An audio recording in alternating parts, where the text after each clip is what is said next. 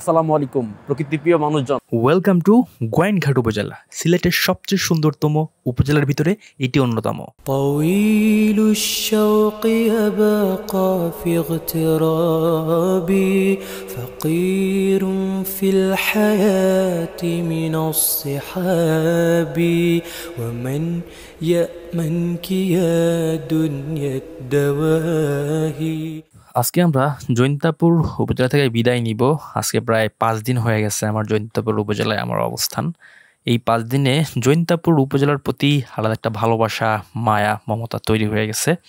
আজকে আমরা চলে যাব জৈন্তাপুর উপজেলা থেকে এবং যাত্রাপথে আজকে আমরা দেখব কাশ্মীরি আপেল কুল বাগান এবং জাফলং, সাথে যা তামাবিল স্থলবন্দর, এবং যেতে যেতে পথের সৌন্দর্য উপভোগ করব এবং দিনের শেষে বিছনাকান্দি যে আজকের দিনের ইতি টানবো এবং ইকরামুল ভাইয়ের বাসায় রাত্রি যাপন করব।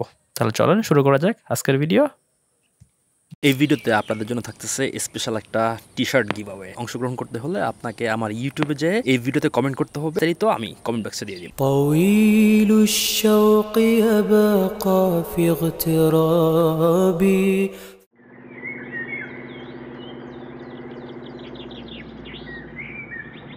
মিষ্টি সকালের সবাইকে সুস্বাগতম। এখন প্রায় অলমোস্ট 11টার কাছাকাছি বাজে এবং আমি এখন আছি লালাখাল।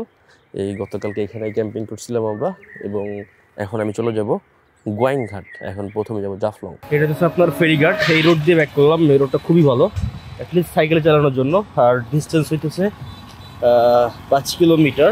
আসসালামু আলাইকুম প্রকৃতিপ্রিয় মানুষজন, কী খবর আপনাদের? এখন আমি আছি জৈন্তাপুর উপজেলায়, আর ওইটা হইতেছে আপনার ইন্ডিয়া এবং সবচেয়ে বেস্ট ভিউ পাওয়া যায় ওই সাইড থেকে। এবং জৈন্তাপুরকে আসলেই বলা হয় মেঘের রাজ্য। এটা আসলে সাজেক না, সাজেককে মেঘের রাজ্য বলা হইলেও এটাকেও বলা হয় মেঘ এবং পাহাড়ের যে মানে একটা মাখামাখি, এটা এখানে থাকলে আপনি সরাসরি কাছ থেকে দেখতে পারবেন। তো এই ভিডিওতে আমি আপনাদেরকে বলার চেষ্টা করবো যাদের সময় আছে এবং ঘুরতে চায়, সাইকেলে কি ভ্রমণ করা সম্ভব কিনা এবং কত টাকার প্রয়োজন এবং কত টাকা সাইকেল প্রয়োজন। ওকে, প্রথমেই বলি যাদের আসলে সময় আছে, যারা ভ্রমণ করতে চায় এবং সাইকেলের দাম। এই কি অবস্থা ভাই, ভালো আছেন? আজকে ওইদিকে তো যাদের সময় আছে, যারা ভ্রমণ করতে চায়, তাদের সবচেয়ে আগে প্রয়োজন হচ্ছে ইচ্ছা শক্তি, যে আসলেই তারা ভ্রমণ করবে। হ্যাঁ, তো এবার আসি শর্টকাট একেবারে। এই রোডটা অনেক জোস এবং কুল, তো সেই জন্য ভাবলাম এই রোডে এই ভিডিওটা তৈরি করা যাক। আর হচ্ছে আপনার সাইকেলে কত টাকা সাইকেল প্রয়োজন। দেখবেন বাংলাদেশে বিভিন্ন মানুষ এখন পর্যন্ত আমাদের যে বাপদাদা সাইকেলগুলো ছিল বাংলা সাইকেল, ওইগুলো দিয়েই 64 জেলা ভ্রমণ করে ফেলছে। তার মানে কি, এটা দিয়ে আসলেই সম্ভব। এবং অনেকে আপনার কি বলে হাইটা বাংলাদেশ থেকে বিভিন্ন দেশে গেছে, এইরকমও অনেক নজির আছে বাংলাদেশে। সবার আগে দরকার ইচ্ছা শক্তি, এবং সাইকেলে আমার কাছে একটা জিনিস মনে হয় প্রয়োজন, সেটা হচ্ছে আসলে শক্তি, স্ট্যামিনা। হ্যাঁ, আর যদি আপনার গাট্টি বস্তা আমার মতো বেশি থাকে, মানে মাল সামানা, বাংলা কথা বললাম আর কি, তো সেক্ষেত্রে আসলে শক্তির বিকল্প নাই। হ্যাঁ, মনের বল থাকতেই হবে, তারপরে শক্তিও লাগবে, নাইলে আসলে সম্ভব না। আর কত টাকা সাইকেল প্রয়োজন, আমি যেটা ইউজ করতেছি, যদি আপনার সামর্থ্য থাকে তাহলে এরকম একটা সাইকেল কিনতে পারেন। এই সাইকেলের দাম খুব বেশি না, আমি সেকেন্ড হ্যান্ড কিনছি কত 22-23 হাজারের মতো পড়ছে, এবং অনেক খরচা দিয়ে এটার দাম পড়ে গেছে প্রায় দেখলাম যে 48,000 পড়ে গেছে আর কি এখন পর্যন্ত। তো আরও বাড়বে ডে বাই ডে, কোনো কিছু আস্তে আস্তে আরও জিনিস আপডেট করা হবে। তো এই যদি আপনার সামর্থ্য থাকে সেক্ষেত্রে আপনি করতে পারেন।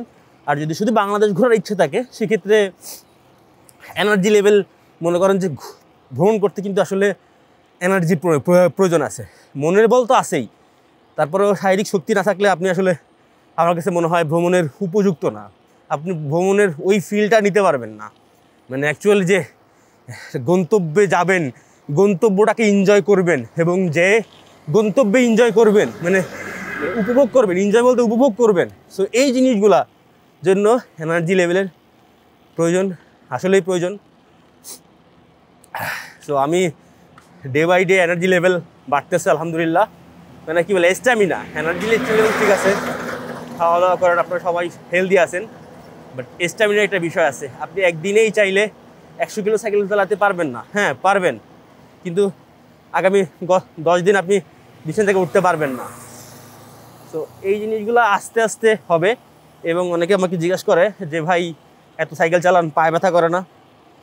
আসলে ভাই কন্টিনিউয়াস একটা পর্যায়ে থাকলে 20, 50, 100 কিলো সাইকেল আসলে কোনো ব্যাপার না, এটা হচ্ছে বিষয়। আর আমার যে উদ্দেশ্যটা সেইটা হচ্ছে আপনার গ্রামগঞ্জ এবং কিছু দর্শনীয় স্থান বা জিনিসগুলা দেখা, এই হচ্ছে বিষয়।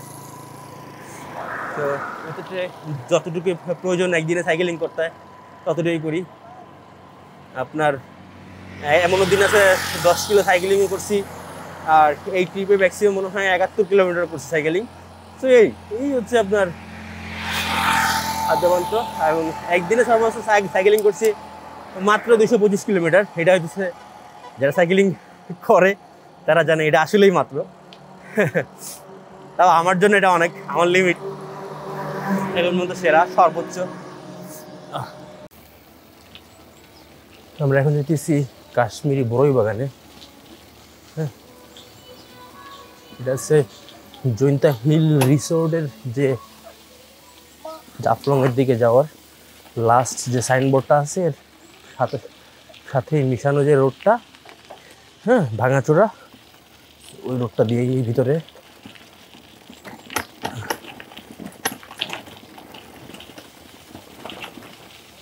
ভাই কি অবস্থা? এই যে বড়ই বাগান আছে বলে এখানে? আচ্ছা আচ্ছা, যাক ভালো লাগলো। ভালো আছেন? এখানেই না?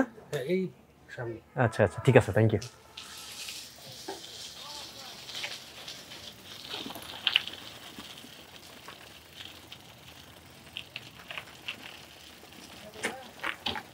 আসসালামু আলাইকুম।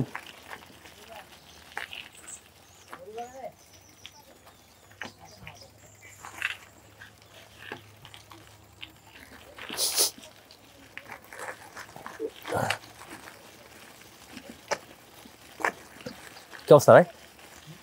আছেন ভালো? কি শক্তি বেশি করো পাদু দেশে বড়ই বাগানটা। হ্যাঁ, ইয়েস, ইজ দিস কাশ্মীরি বড়ই বাগান নাকি? কাশ্মীর আপেলের মতো দেখতে, আপেলের মতো। এই যে নাইস। আচ্ছা আচ্ছা, গতকালকে কিন্তু এখান থেকে একজন নিয়ে আমার খাওয়াইছে। মেঘালয় পাহাড়ের পাদদেশে এবং জৈন্তাপুর উপজেলায় এটাই হচ্ছে কাশ্মীরি বড়ই বাগান, এবং খুব অল্প সময়ে এরা খুব সুনাম অর্জন করে ফেলে। এবং বড়ইগুলো আসলেই খুব মিষ্টি এবং খেতেও আপেলের মতোই মনে হয়, এবং বলতে গেলে আপেলের থেকেও দারুণ। আর এর ঠিক সামনে হইতেছে এই যে আপনার যে গ্রামগুলা দেখতে পারতেছেন, কোনো বর্ডার নেই, ওইটা কিন্তু ইন্ডিয়া। এবং কিছুক্ষণ সময়ের ভিতরে দেখতে পেলাম যে ইন্ডিয়া থেকে কিছু মেয়েরা আসছে এখানে আপনার বড়ই কেনার জন্য, আমার পাশ থেকেই চলে গেল। এটা ইন্ডিয়া, এটা বাংলাদেশ, উই বর্ডার লেস।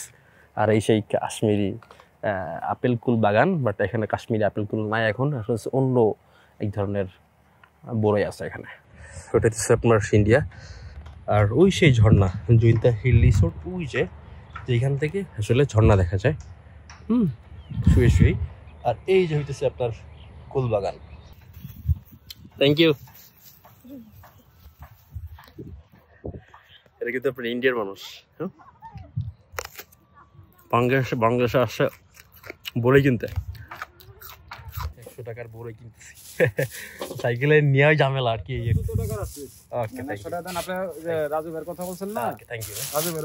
এই বড়ই বাগানে টোটাল 19 একর জায়গা আছে, তার ভিতরে 12 একর জায়গায় বড়ই করতেছে আপনার লাগাইছে প্রায় 1550 বড়ই গাছ। এবং সবচেয়ে ভালো হইতেছে এই বড়ইটা কি জন্য বললো, বড় বড়ই না কি যেন বললো আর কি, যাই হোক এরকম নাম বললো। এটা সব সুমিষ্ট এবং একটা আপেলের মতোই বলা চলে, বাট এখানে আপেল কুল যেটা আছে এটা ভালো না মোটেও। এটার দাম পড়ছে 180 টাকা কেজি, আমি 100 টাকার নিছি। পুরো ফ্রেশ, কেবল পারছে গাছ থেকে, দারুণ। আর এটা হচ্ছে মেঘালয় পাহাড়ের পাদদেশে। Welcome to Gowainghat. আমরা গোয়াইনঘাটে প্রবেশ করলাম মাত্র। আর সিলেট তামাবিল এই মহাসড়কের এই ডাউন সাইড দিয়ে বা মেঘালয় সাইড তো অপরূপ দৃশ্য আপনি দেখতে পারবেন। আর এই রোডে খুব রাফ রাইডিং হয় ভাই রে ভাই। ট্রাক যে স্পিডে কর্নারিং করতেছে মনে হচ্ছে রেস খেলতেছে। ওয়েলকাম টু তামাবিল স্থলবন্দর, এবং এইখান থেকেই মূলত আপনারা ইন্ডিয়ায় প্রবেশ করতে পারেন। এবং একবার আমার এখান থেকে আসার সৌভাগ্য হয়েছিল, শিলং গেছিলাম, সো এইখান থেকে আপনার ব্যাক করছিলাম এখানে। এবং এখানে একটা ট্যুরিস্ট স্পটের মতোই সবাই এই নোম্যান্স ল্যান্ডে এসে ছবি তুলে বাংলাদেশ এবং ইন্ডিয়া একটা ফিল নেওয়ার চেষ্টা করে। ইন্ডিয়া থেকে যেমন দর্শনার্থী আসে এইখানে, বাংলাদেশ থেকেও তেমন যায়। আর এইখান থেকে জাফলং মাত্র 4 কিলোমিটার। চলেন আমরা জাফলংয়ে যাই। Welcome to Jaflong. طويل الشوق يبقى في اغترابي فقير في الحياة। ছুটির দিনের জাফলংয়ের চিত্র হইতেছে এটা। আমি কখনো এই ছুটির দিন আসার চেষ্টা করি না, যদিও ভুলবশত আজকে চলে আসছি। যাই হোক, আপনারা ছুটির দিন এড়িয়ে আসার চেষ্টা করবেন। আর এই সুন্দর যে ফুটেজগুলো দেখতে পাইতেছেন, এগুলো 2023 সালে আমার ক্যাপচার করা। মাশাআল্লাহ, অপূর্ব আসলে। মানে জাফলং তিনটা প্লট আছে, দুটো ডিম,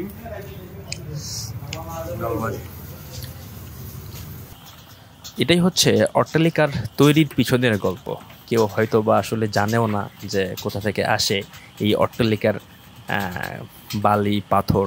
সো এটা হচ্ছে আপনার পিয়াইন নদী। এখান থেকেই মূলত আপনার বালি এবং পাথর উত্তোলন করা হয় এবং খোয়ারি করে। এটাই হচ্ছে এইখানে মানুষের প্রধান জীবিকা। এটা বলতে পারেন এই পিয়াইন নদী আল্লাহর একটা রহমত, রিজিকের উৎস। চলছে পিয়াইন নদীর বুক চিরে মানুষের কর্মযজ্ঞ। এখান থেকে মূলত বালি পাথর এবং বালি উত্তোলন করা হয়। দারুণ এক দৃশ্য। আমার ভিডিও তৈরি করার এনার্জি লো, সেজন্য খুব বেশি ভিডিও করতেছি না। আর গোয়াইনঘাটের রোডটা জাফলং দিয়ে যাইতে মাশাআল্লাহ অনেক চমৎকার। শুধু একটা ব্রিজের কাজ চলতেছে, অলমোস্ট শেষের পথে। আর গতবার ঠিক ওই যে দেখতে পাইতেছেন মহিষগুলো দেখা যাচ্ছে, হ্যাঁ। সো এই মহিষের দারুণ কিছু শট আছে যেগুলো আসলে পাবলিশ করা হয় না আমার। অত্যাধিক দারুণ। এক কথায় ওয়াও।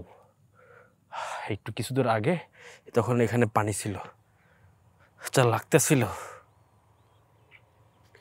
চলে আসছি গোয়াইনঘাট। আর গোয়াইনঘাটের নামকরণ হয়েছে মূলত গোয়াইন নদীর কে কেন্দ্র করে। আর গোয়াইনঘাটে অনেকগুলো দর্শনীয় স্থান আছে।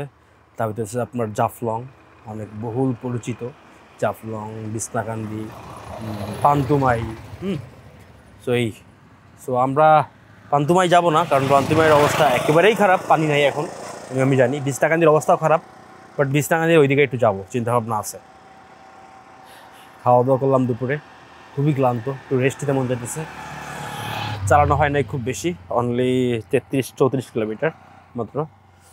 সো দেখা যাক, সামনের দিকে আস্তে আস্তে করে আগাই এবং একটু রেস্ট নিতে হবে। ঘন্টা খালি ঘুমাই নিলাম এই জায়গায়। দুপুরে খাওয়ার পর প্রচুর দুর্বল লাগতেছিল, তো ঘুমায় একটু ফ্রেশ হইলাম, চাঙ্গা এখন। তো এখন আমার ফুল উদ্যমে রওনা করবো বিছনাকান্দির উদ্দেশ্যে। Welcome to Bichanakandi. দেখেন কি অপরূপ দৃশ্য, কি সৃষ্টি আল্লাহ তাআলার, কি ভিউ। চলে আসছি সন্ধ্যার ঠিক আগে, আজানের ঠিক আগে আসছি এখানে। মাশাআল্লাহ, বিছনাকান্দির ভিউ। ওই পারের পাহাড় দেখেন কি দারুণ। আসসালামু আলাইকুম এন্ড ওয়েলকাম টু বিছনাকান্দি। কি ভিউ, সন্ধ্যার একটু আগে, এখন আজান দিচ্ছে আর কি।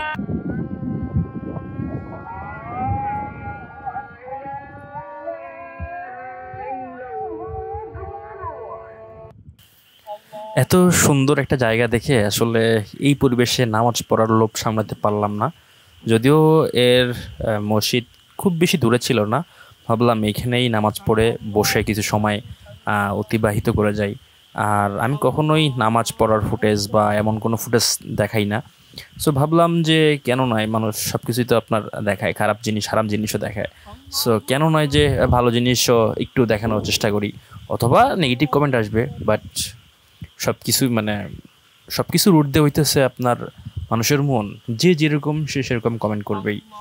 যাই হোক, খুবই প্রশান্তি অনুভব করতেছিলাম যখন নামাজ পড়তেছিলাম, এবং এখানে নামাজ পড়ার পরে অনেকটা সময় বসেছিলাম, হ্যাঁ, সন্ধ্যা হওয়ার আগ পর্যন্ত, এবং রাতে চলে যায় হইতেছে ইকরামুল ভাইয়ের বাসায় রাতে থাকার জন্য। জায়গা এটা হচ্ছে আপনার সিলেটের গোয়াইনঘাট উপজেলার বিছনাকান্দি টুরিস্ট স্পট, এবং এখানে এসে মাগরিবের আজান দিছে, এবং আমি আসরের নামাজে উঠেছিল, ভাই উজু করে নামাজ পড়লাম। আমরা এখানে ভাবলাম যে এখানে নামাজ পড়ি, মসজিদ ছিল আশেপাশে।